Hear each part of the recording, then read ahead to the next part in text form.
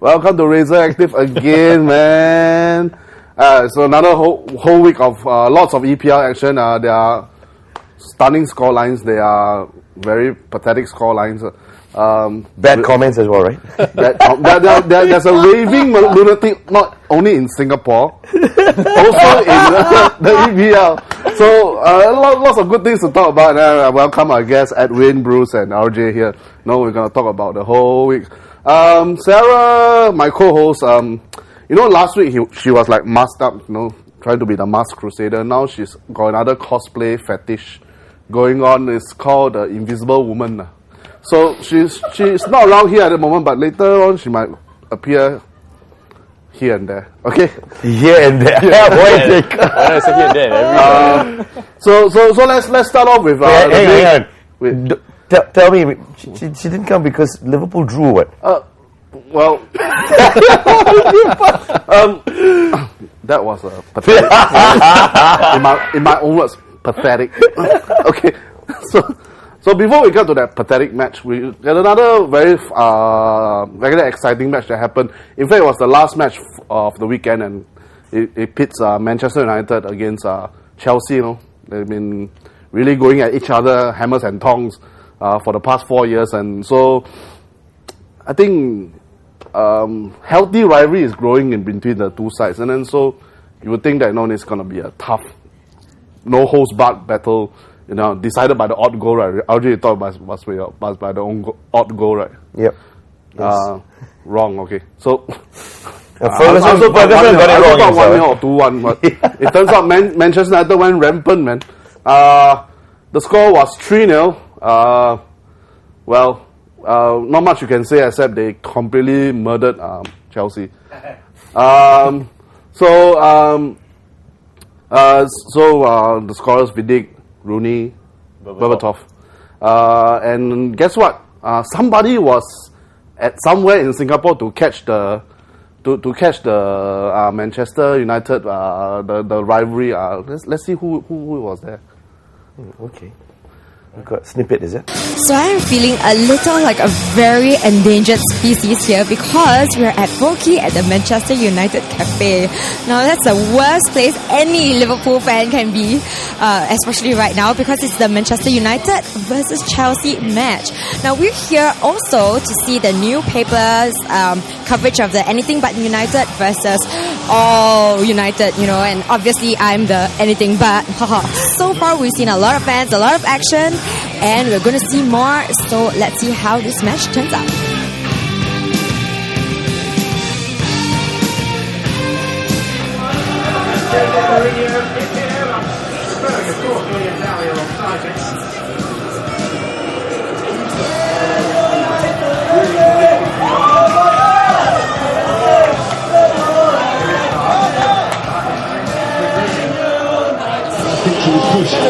How do you feel actually when you're surrounded by so many Manchester United fans? It's rather intimidating, that's why I wore red. Not really. So you could blend in, It was a wardrobe malfunction. I just forgot that I was wearing red. I hope it will be a draw. At least Chelsea will catch up.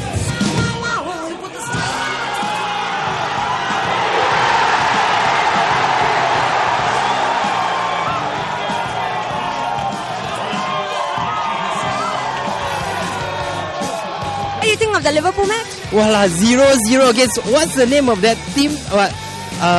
Stroke kena stroke, heart attack. Cannot make it lah. And I hear you're a fan. I'm so sad. Nice. Tissue please. Poor thing. And then today, if Chelsea and Manchester United draw, then I'll be here laughing. No lah, it won't happen lah. 1-0 already. Ronaldo will score one more, and then it'll be game over. 76% possession to Chelsea in the first half of the game. What's the likelihood of that? But it's Ronaldo. What's your point? We already scored one. You think we cannot score one more? I want a bit the accidental, right? Hello, they've won first time already. They boo-boo. Second time, prove the point. Understand or not? I say Chelsea's gonna give you guys a hard time, yo. I don't think so lah. Cannot make it is cannot make it lah. Roman Abramovich maybe running out of money. Economic crisis now. Times are hard. We will see at the end. On lah. I see you at the end. So did you think Man U will win even in the first half? I think that Chelsea will equalize in the second half, but we will see. Yeah, no way Man U will win this match.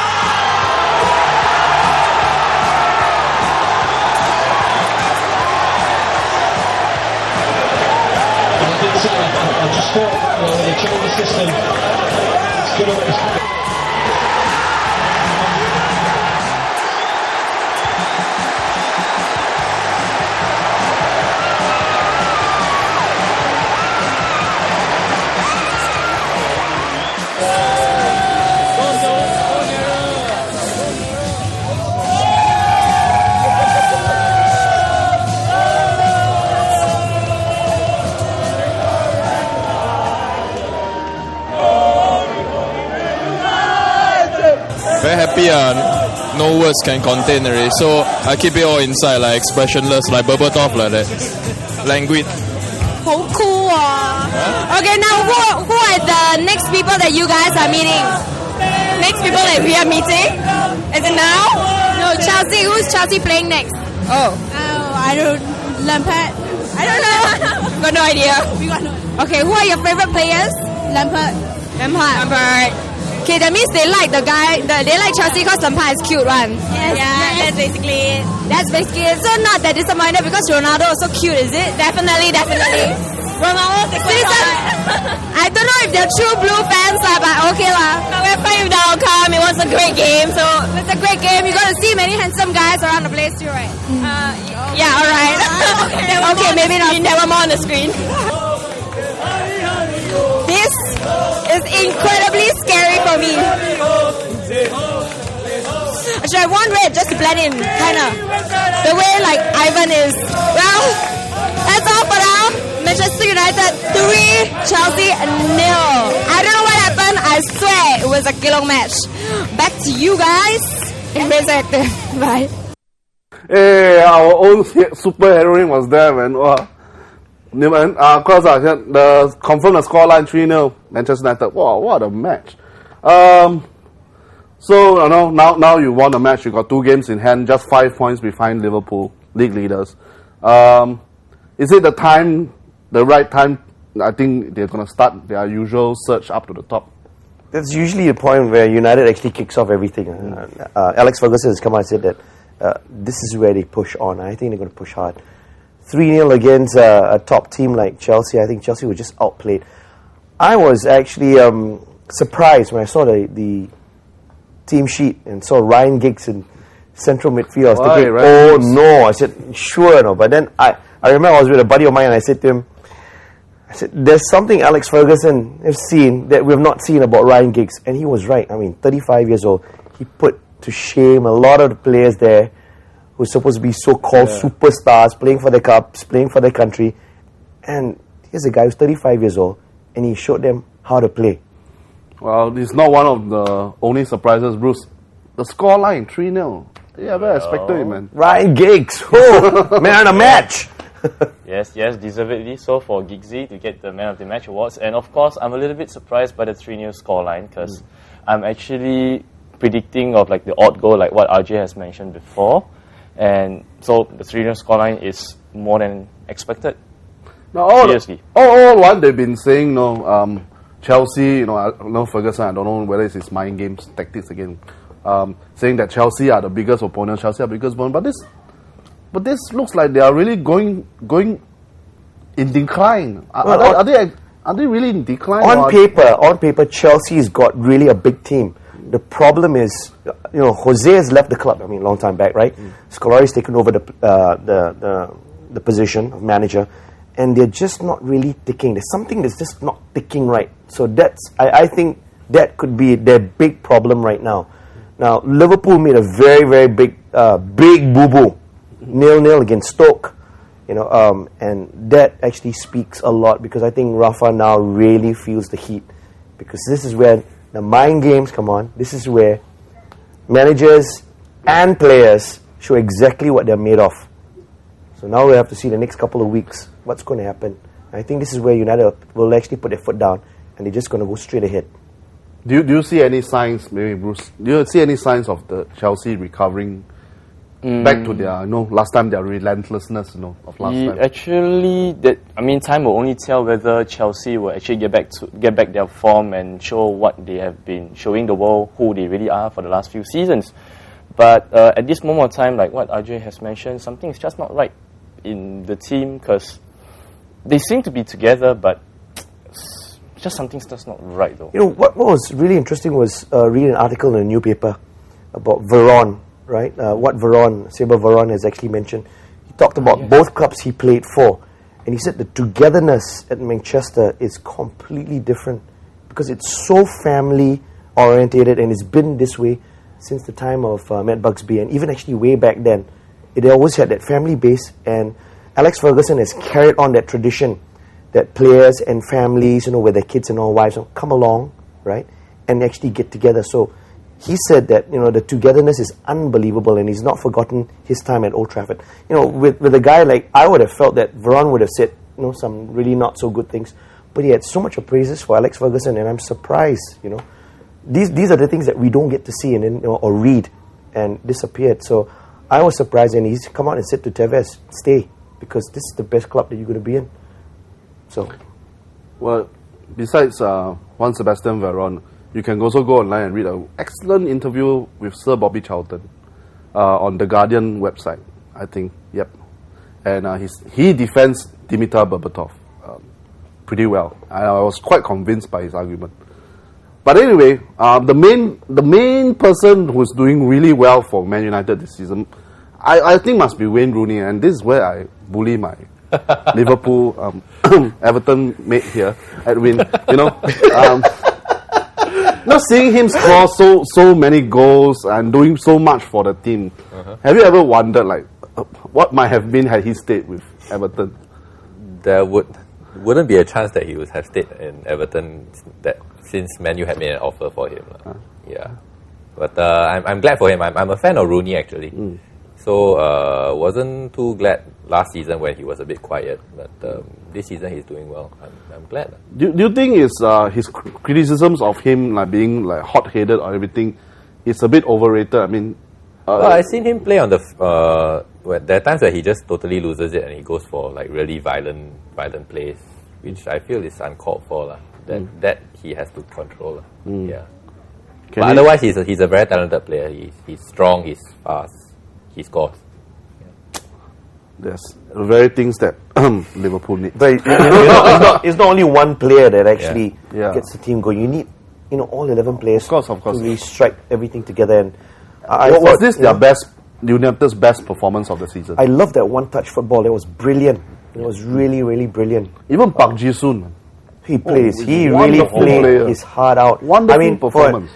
For an Asian to play, for Manchester United, the biggest club in the world.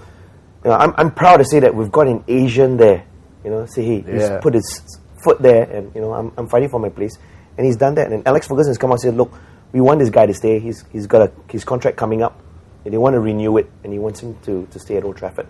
Brilliant. That's great. Yeah, I saw him run here to left side and run to the right, run to the left, run to the right, giving endless trouble to the defense. I think they had problems trying to mark players because they were all over the place, and you could see Berbatov dropping very deep, Rooney going up. There were times I could see Rooney playing down the flank. Ronaldo went up front. Park has gone up in front. So I was like, so who do you mark? That's the worst thing that you're trying to figure out, and it's a nightmare for defenders because you make one wrong move, you just big trouble. I love that goal from Wayne Rooney. How did he manage to go behind Ashley Cole and put the ball, his foot right in between Ashley Cole's legs and score a goal? It was. I know Ashley Cole's got to go and have a look at that again and start thinking to himself, what the hell did I do wrong? Well, if any team can make Chelsea's defense look bad, wow, that team must deserve to be one of the contenders. John Terry, you got Carvalho, they're back there. Cole. But they're back after a long layoff, so they could be a bit rusty though in terms of match practice. I don't really think, because Carvalho has had a couple of runs already, So he had 4 or 5 games already under his belt. Really? Yep. Okay. With the cup runs as well. So basically, you should be in the run as well. Unless you're really out for like a couple of months and you're thrown in, then you're really rusty. Then you have a look at Ryan Giggs, 18 months. I didn't expect him to do anything, but not Ryan Giggs, sorry, Gary Neville, coming in and he struggled, but look at him right now. Back to his old self. Back to his old self again. That's what we need. We need the old guards, and that's what Alex Ferguson said. The old guards play a very important role, to actually push the players up. Because when you come against that wall in front of you, how do you move or climb over or maneuver? So you need your old guards, and that's where Ryan Giggs came in and frankly blew me away from his play. Yes. It's unbelievable. At his age, he showed exactly what to do. Well, as the saying goes, class is permanent. However, one madman was on the loose in Liverpool, losing all the class that people had thought he originally had. We'll go for a break first. Then we come back after this, and then we'll talk more about that madman of Liverpool. Okay, campaign. We'll see you in a while.